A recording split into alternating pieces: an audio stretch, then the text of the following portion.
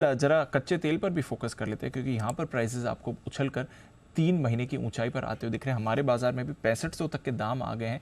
क्या चल रहा है कच्चे तेल में? क्या यहाँ से राहत आएगी या फिर और ऊपर जा सकते हैं दाम? एक क्विक व्यू ले लेते हैं नेहा के साथ। नेहा बताइए।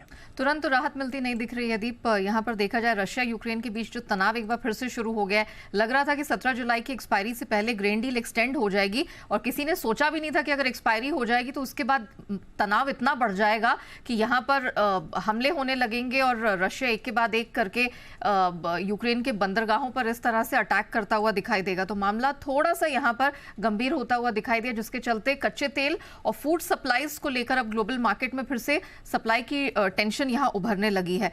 तो ये एक बड़ा फैक्टर रहा है जिसके चलते हमने कच्चे तेल की कीमतों को स्ट्रेंथन होते हुए देखा है।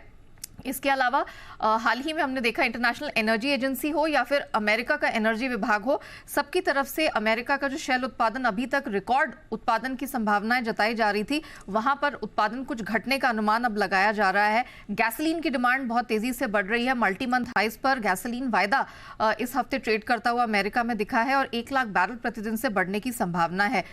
ऑयल रिग्स हैं वो 16 महीने के लोस पर चले गए हैं।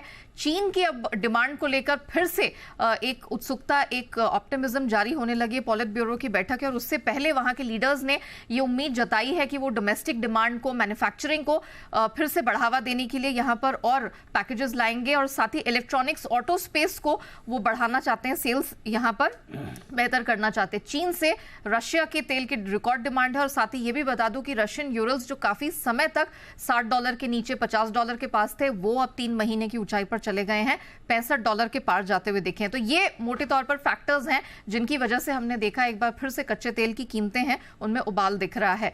अंतर्राष्ट्रीय बैंक और घरेलू ब्रोकरेजेस से जब बात की तो वो भी इस बात पर हामी भर रहे हैं कि यहां से फर्मनेस अब देखने को मिलेगी इस दूसरी छमाही में। गोल्डमैन सैक्स इन्होंने अपना आउटलुक बढ़ा दिया, $86 एक क्वार्टर में देख रहे हैं। कुछ ऐसा ही फोरकास्ट सिटी की तरफ से भी जो अगले 3 महीने में $88 देख रहे हैं।